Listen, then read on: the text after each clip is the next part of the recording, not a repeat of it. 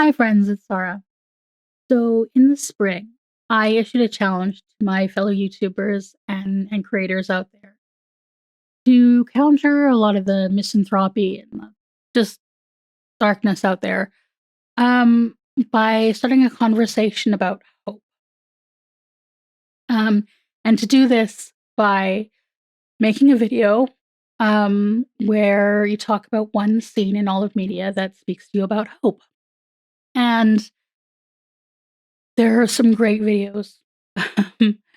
People responded, and they're beautiful, and more come in, and I hope you will check them out. Um, I think my favorite thing to come out of that is I'm gonna keep repeating, "Your art matters." Um, and because your art matters, I have challenged everyone to now a second one, to start a conversation about joy. Speak to Talk to about one scene in all of media that speaks to you about joy. And if you're interested in participating, there's a video somewhere here um, with instructions, and you can add your video to the playlist.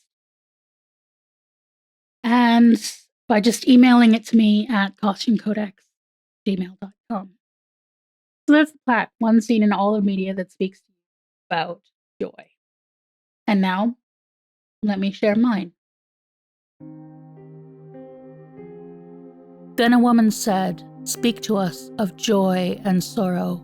And he answered, "Your joy is your sorrow unmasked, and the self-same well from which your laughter rises was oftentimes filled with your tears. And how else can it be? The deeper that sorrow carves into your being, the more joy you can contain.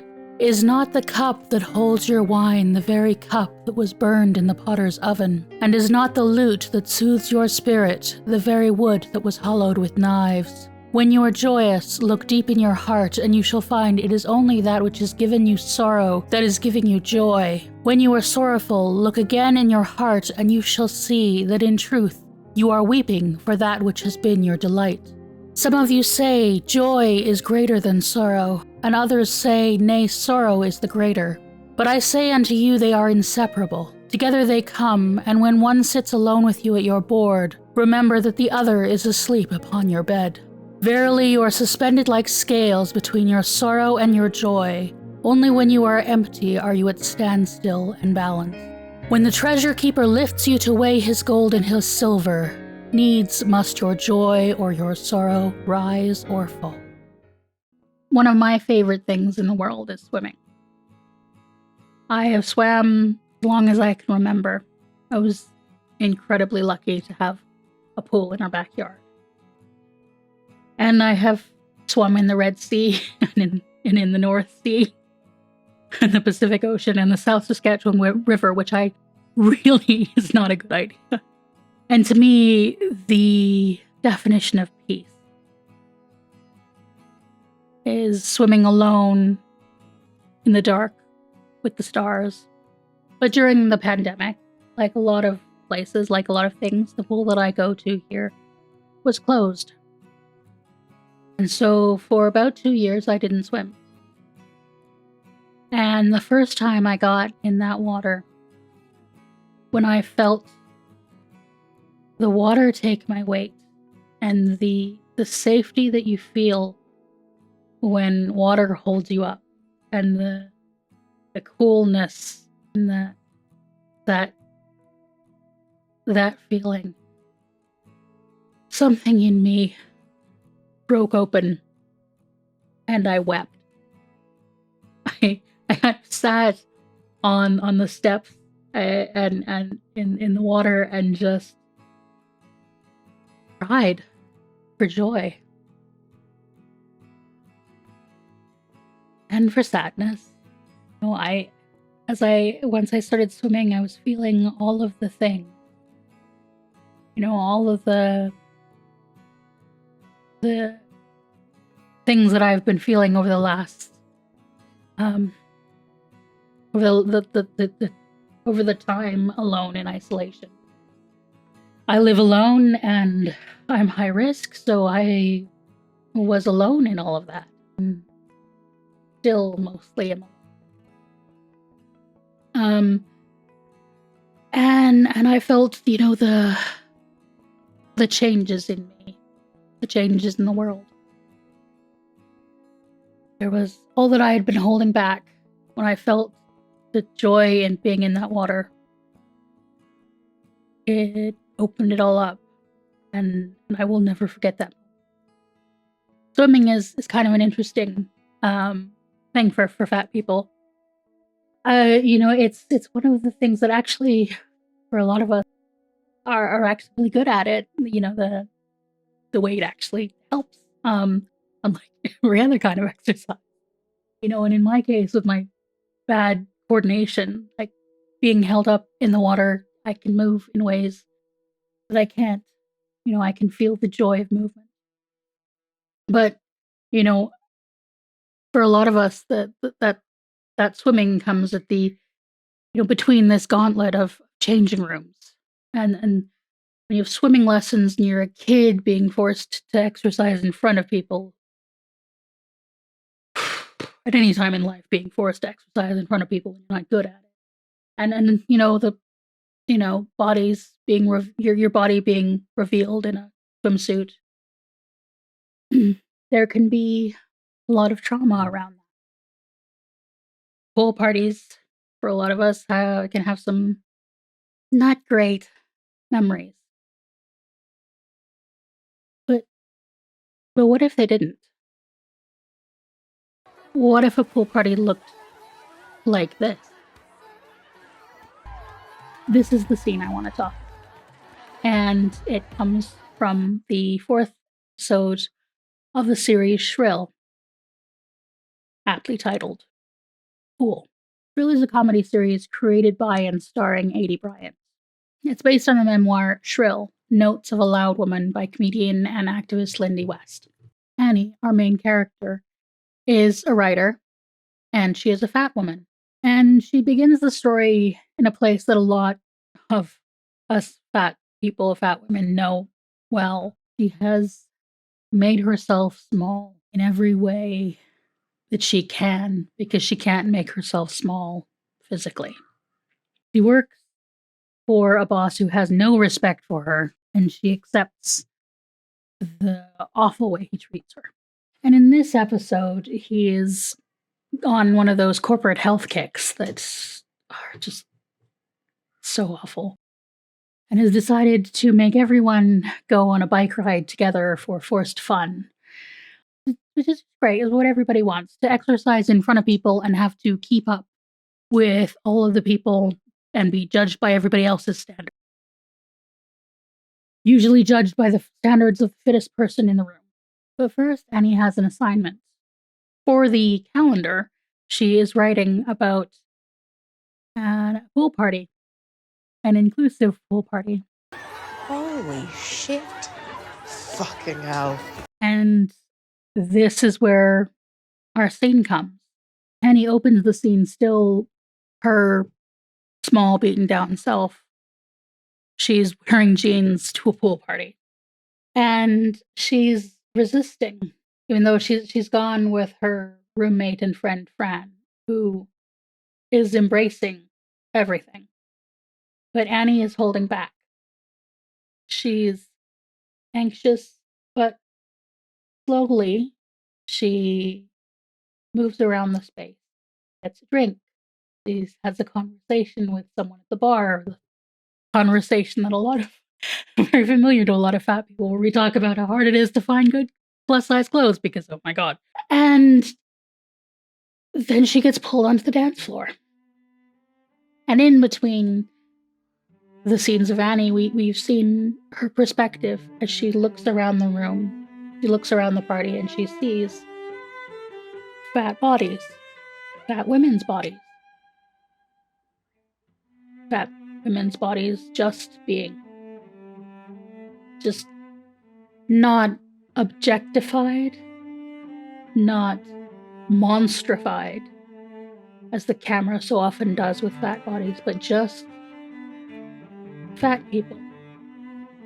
just existing in swimwear, moving, dancing, flirting with each other, having fun. And we watch, there's a point when Annie is on the dance floor and she's looking around and she sees this and she sees community. She sees bodies like her own. Bodies a little different than her own. Bodies like mine. Bodies a little different than mine. And she just lets go. She throws herself into the dancing. And then those jeans comes off and she throws herself into the pool. And she becomes one of the bodies moving and just existing, just being. And everything about it is just joyful.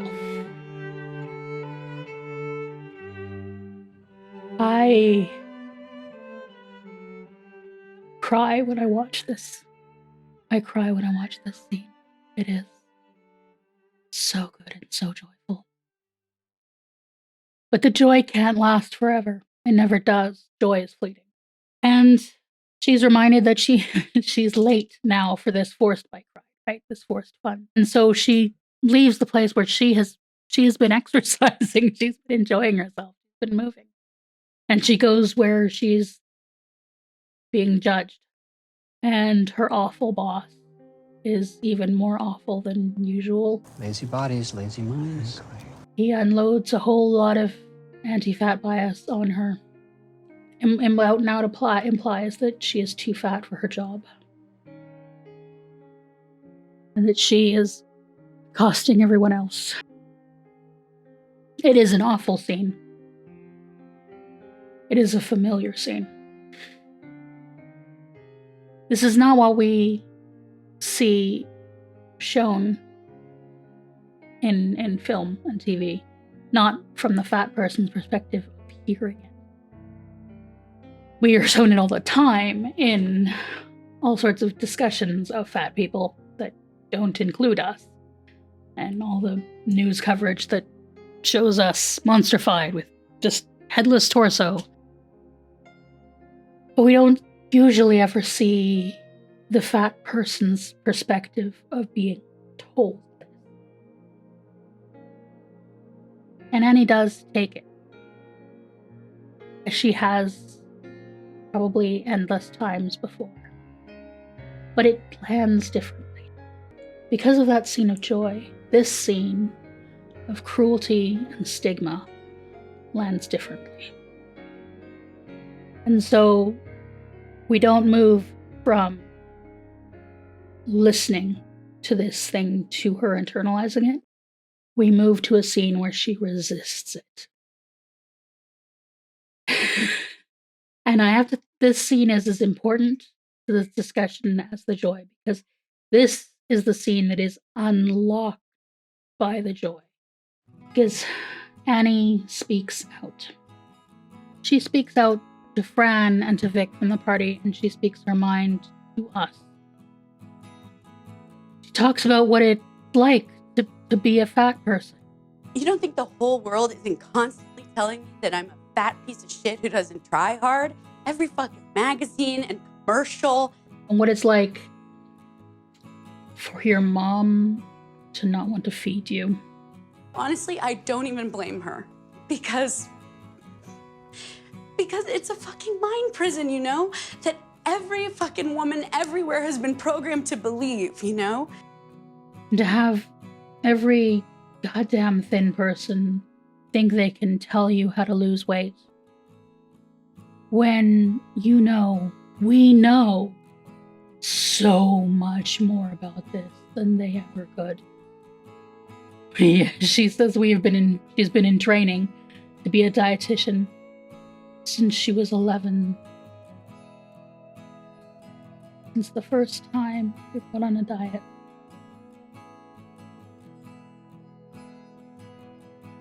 And I've wasted so much time and energy and money for what? For what, you know? I'm fat. I'm fucking fat. Hello? I'm fat, you know? This is not a scene that we get to see very often in media. Often when we talk about fat representation, the discussion is about wanting to see fat characters existing without their weight being mentioned. And I do want that, but real representation is this. Real representation is actually talking about the experience. And that includes the bad experience. But the important thing is she is speaking back to it. She is resisting it. And that is the thing about joy. That is the connection between these two scenes. I read that poem from Khalil Gibran. And you are joyous, look deep in your heart, and you will find that it is only that which has given you sorrow that has given you joy. I would say, in fact, it is joy that gives you the chance to see your sorrow. See how deeply it's carved. To see what your life is. There is so much sorrow in the world, especially for people who live in marginalized bodies and live marginalized experiences. There can be so much sorrow that it feels like that's the baseline. That you don't see it anymore. You don't see your way out. It feels normal. But when you experience joy, it breaks you out of that. And you can see. And when you can see, you can resist. The thing about sorrow is there will always be sorrow. But we can, in some ways, choose our sorrow. That's what resistance is. It's not saying that there will never be sorrow, but saying that marginalization is not a sorrow I'll accept. And certainly not one I'll accept lightly. And it's no accident that both these scenes are about community. The joy of community in the pool, and the community of being there with Fran and Vic, who are just letting her go off, even though Fran has been trying to sort of get her to stand up for herself for some time. Fran, the queer black woman, has gotten to that place of understanding resistance long before little Annie does. And she's kind of there like, it's kind of a Henry Higgins moment. Like, by George, she's got it. And it's the thing, I think, to understand resistance and to have joy, you need to see others having joy. You need community as part of that. One of those things that I was thinking about as I was swimming that had first returned to water, in the ways that I have changed. Before the pandemic, I did live like a lot of fat women, trying to make myself smaller and apologize for the space I take up, for my very existence, for the sound of my voice. And I stopped doing that, in part because living alone, I didn't have to apologize for the space I took up. And oh my God, it felt such a relief. But also because I saw other people standing up. For me, it began with Aubrey Gordon, with Maintenance Phase and with her book. And then I saw other fat studies. And I saw that I didn't have to live apologizing for myself. And I started speaking about it on this channel, and that kind of took off a little bit. And